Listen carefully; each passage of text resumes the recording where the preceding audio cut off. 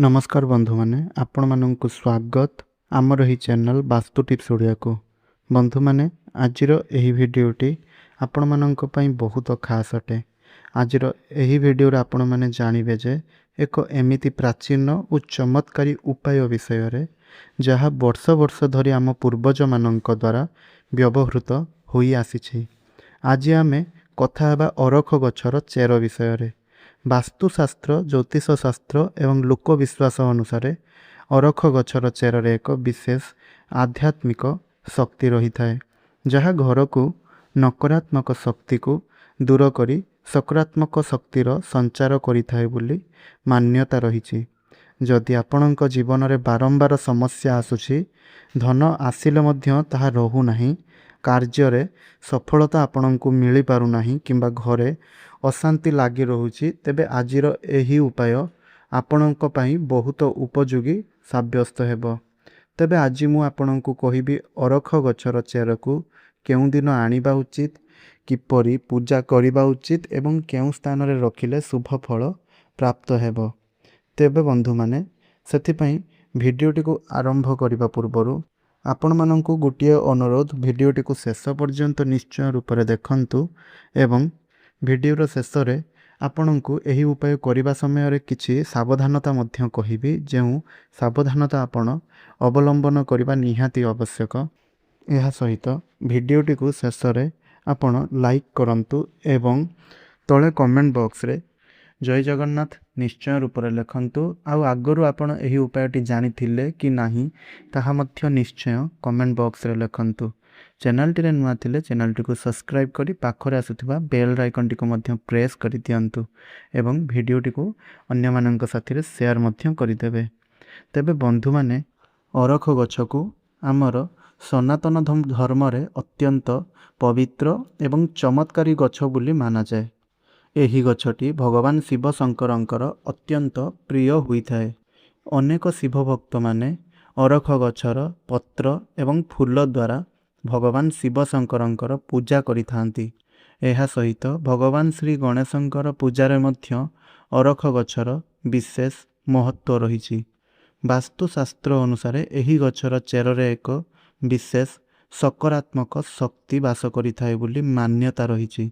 बंधु माने अनेक लोकमानंक जीवन रे एमिति एक समय आसे जेतेबेले आपण माने बहुत परिश्रम करिबा सत्वे मध्य सफलता आपण पाई पारि नथांती। धन आसी थाए किंतु अनावश्यक खर्च रे ताहा चली जाई थाए। घरे आपणकर छोट छोट कथा गुडी को नै अशांति और कलह देखा देई थाए। कार्य क्षेत्र रे बाधा आसी थाए एवं मन सबुबेले चिंताग्रस्त रही थाए। एही परी परिस्थिति रे आपण अरख गछर चेरर एही सरल उपाय को करंतु, जहाकू अनेक लोक माने अनुसरण मध्य करिथांती। एही उपाय पई सर्वप्रथमे आपणको एक सुस्थ और पवित्र अरख गछर चयन करिबा आवश्यक। मने रखंतु अरख गछर चेर को आपण गछ को कौनसी क्षति न पहुंचाई एक छोट खंड चेरटीए संग्रह करंतु।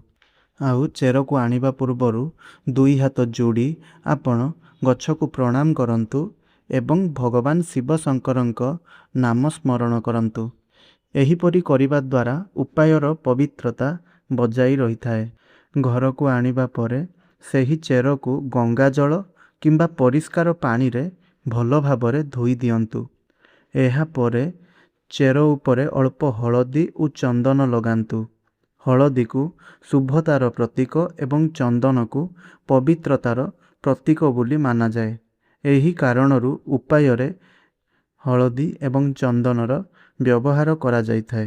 तेबे बंधु माने एही उपाय को आपण मंगलवार किंबा रविवार दिन करि परिबे। एही उपाय को मंगलवार और रविवार दिन करिबा एहा बहुत शुभ बोली माना जाए। तेबे एही उपायटी को किपरि करिबे जानंतु। सकाळे स्नान करी परिष्कार वस्त्र परिधान करंतु। तापरे आपण आपणकर पूजा घरे भगवान श्री गणेश एवं जदि शिव शंकरंकर फोटो बा मूर्ति रही तांको सम्मुखरे सही चेर को रखंतु। एहा परे गुटिए घियर दीप जलांतु एवं धूप मध्य जलांतु। एही समय रे आपण निज मनर इच्छा समस्या एवं मनस्कामना को ଭଗବାନଙ୍କର ସମ୍ମୁଖରେ କୁହନ୍ତୁ। ଏପରି କରିବା ଦ୍ୱାରା ଆପଣଙ୍କ ଘରର ନକାରାତ୍ମକ ପ୍ରଭାବ କମ୍ ହୋଇଥାଏ ଏବଂ ଜୀବନରେ ସକାରାତ୍ମକ ଶକ୍ତିର ସଞ୍ଚାର ହୋଇଥାଏ। ପୂଜା ସମାପ୍ତ ହେବା ପରେ ସେହି ଚେରକୁ ଏକ ଲାଲ କିମ୍ବା ହଳଦିଆ ରଙ୍ଗର କପଡ଼ାରେ ଗୁଡ଼ାଇ ଦିଅନ୍ତୁ। ଏହାପରେ ସେହି ଚେରକୁ ନେଇ ଆପଣଙ୍କ ଘରର ତିଜୁରୀ, ଧନ ରଖୁଥିବା ସ୍ଥାନ କିମ୍ବା ପୂଜା ଘରେ ସମ୍ମାନର ସହିତ ରଖନ୍ତୁ। ଏହିପରି କରିବା ଦ୍ୱାରା ଘରେ ସୁଖ, ଶାନ୍ତି ଓ ସମୃଦ୍ଧିର ବାତାବରଣ ସୃଷ୍ଟି ହୋଇଥାଏ ଏବଂ ଆର୍ଥିକ ସମସ୍ୟା ଯାହା ବି ସବୁ ରହିଥିଲା ତାହା ଧୀରେ ଧୀରେ କମ୍ ହେବାକୁ ଲାଗିଥାଏ। କେତେକ ଲୋକ ଏହି ଚେରକୁ ଛୋଟ ତାବିଜରେ ରଖି ନିଜ ପାଖରେ ବା ନିଜ ହାତରେ ଧାରଣ ମଧ୍ୟ କରନ୍ତି। ସେମାନଙ୍କ ବିଶ୍ୱାସ ଯେ ଏହା ଆତ୍ମବିଶ୍ୱାସ ବଢ଼ାଇବା ସହିତ ନକାରାତ୍ମକ ପ୍ରଭାବରୁ ମଧ୍ୟ ସୁରକ୍ଷା ପ୍ରଦାନ କରିଥାଏ। କିନ୍ତୁ ବନ୍ଧୁମାନେ, ଏଠାରେ ଗୋଟିଏ କଥା ସବୁବେଳେ ମନେ ରଖିବେ, କୌଣସି ଉପାୟ ସେତେବେଳେ ଫଳପ୍ରଦ ହୋଇଥାଏ ଯେତେବେଳେ ସେହି ଉପାୟ ଶ୍ରଦ୍ଧାର ସହିତ, ବିଶ୍ୱାସ ଓ ସକାରାତ୍ମକ ଚିନ୍ତାଧାରା ସହିତ ଜଡ଼ିତ ରହିଥାଏ। କେବଳ ଉପାୟ ଉପରେ ନିର୍ଭର କରି ବସି ରହିଲେ ଚଳିବ ନାହିଁ। ଜୀବନରେ ପରିଶ୍ରମ, ସତ୍ୟନିଷ୍ଠା, ଭଲ ବ୍ୟବହାର ଏବଂ ଭଲ କର୍ମ କରିବା ମଧ୍ୟ ସମାନ ଭାବରେ ଜରୁରୀ ଅଟେ। ଉପାୟ ଆମକୁ ମାନସିକ ଶକ୍ତି ତ ପ୍ରଦାନ କରିଥାଏ, କିନ୍ତୁ ଆତ୍ମବିଶ୍ୱାସ ଓ ସକାରାତ୍ମକ ଭାବନା ମଧ୍ୟ ଦେଇଥାଏ।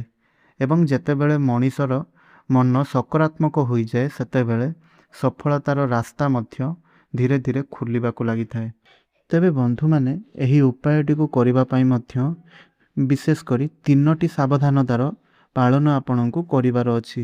ଏହି 3ଟି ସାବଧାନତାକୁ ବା ଏହି 3ଟି କଥାକୁ ଆପଣଙ୍କୁ ମନେ ରଖି ଏହି ଉପାୟଟି ଆପଣଙ୍କୁ କରିବାର ଅଛି।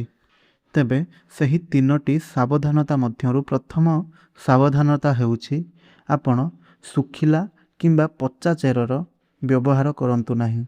ଆପଣ ଯେଉଁ ଚେରଟି ବ୍ୟବହାର କରୁଛନ୍ତି ତାହା ସତେଜ ହୋଇଥିବା ଆବଶ୍ୟକ।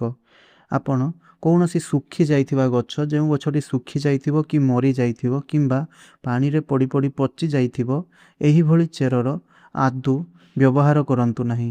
ଯେଉଁ ଗଛର ଚେରଟି ସତେଜ ଥିବ, ସେହି ଗଛଟି ଜୀବନ୍ତ ଥିବ, ସେହି ଗଛର ଚେରକୁ ବେଶୀ କ୍ଷତି ନ ପହଞ୍ଚାଇ ଛୋଟ ଖଣ୍ଡ ଚେରଟାକୁ କାଟିକରି ଆଣି ତାହାର ବ୍ୟବହାର କରନ୍ତୁ, କିନ୍ତୁ ପଚା କିମ୍ବା ଶୁଖିଲା ଚେର ବ୍ୟବହାର କରନ୍ତୁ ନାହିଁ।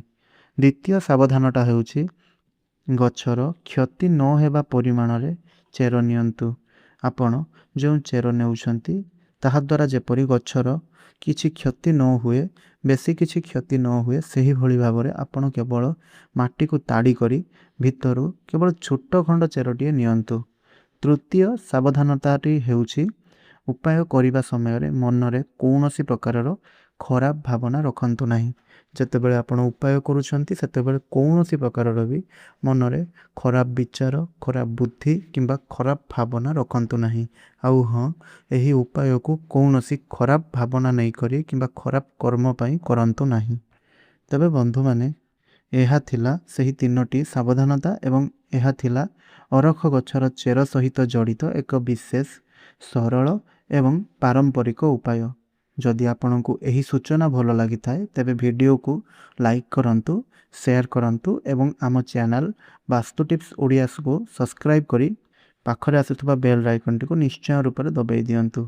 ଏହା ସହିତ କମେଣ୍ଟରେ ଲେଖନ୍ତୁ ଆପଣ ଅରଖ ଗଛ ବିଷୟରେ ପୂର୍ବରୁ ଜାଣିଥିଲେ କି ନାହିଁ ଏବଂ ଆପଣ କେଉଁ ଦେବତାଙ୍କୁ ସର୍ବାଧିକ ପୂଜା କରନ୍ତି ତାହା ଲେଖନ୍ତୁ।